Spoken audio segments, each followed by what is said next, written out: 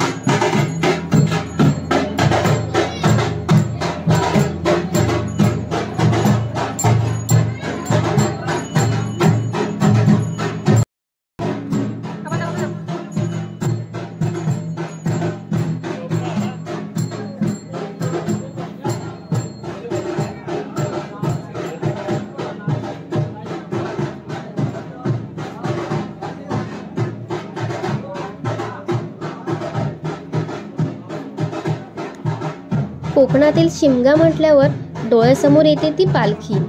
पालखीत विराजमान होऊन आमची ग्रामदेवता आमच्या भेटीला आली। पारंपरिक पद्धतीने तिचे स्वागत होते ते ढोलाच्या दणाणून टाकणाऱ्या आवाजाने। जेव्हा पालखी आपल्या दारापाशी येते तेव्हा तिचे पाय धुवून पंचारतीने ओवाळून आगमन केले जाते।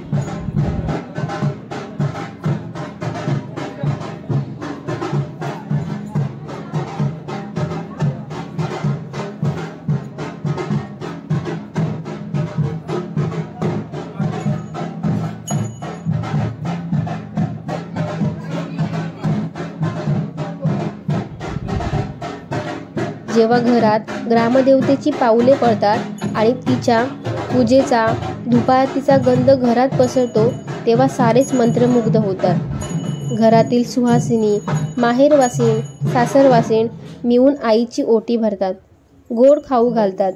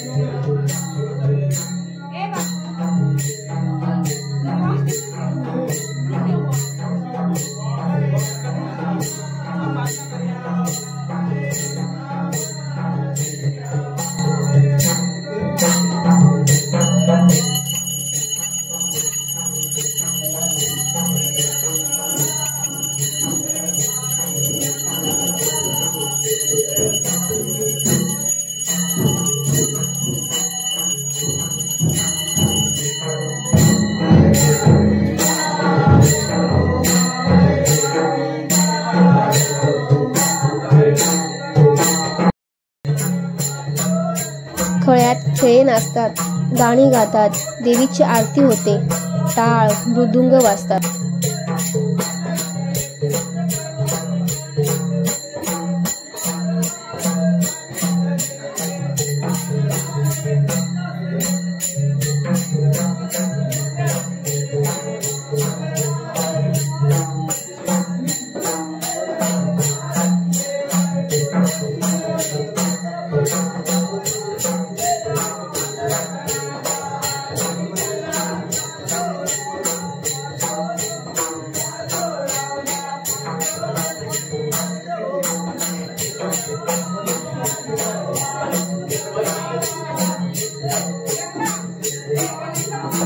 आणि हो, सगळ्यात महत्त्वाची एक पद्धत म्हणजे जेव्हा आपल्या देवीची पाठवणी होते तेव्हा घरातील अशी लहान लहान मुलं आईच्या चरणाशी झोपवली जातात.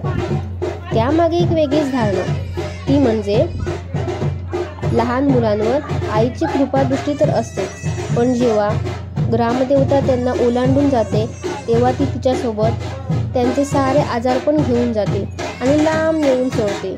निरोगी व संपन्न असे आरोग्य त्यांना मिळते.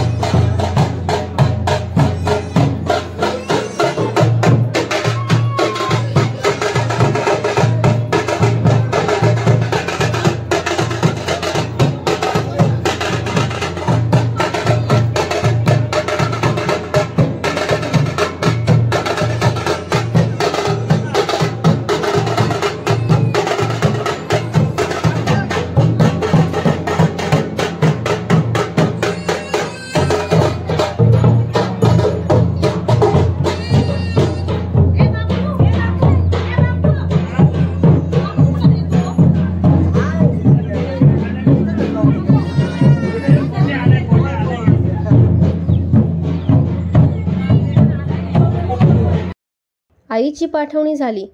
आता साऱ्यांचीच लगबग फॅमिली फोटोशूट करण्याची, पुन्हा वर्षभर वाट पाहायची या सुवर्ण क्षणाची.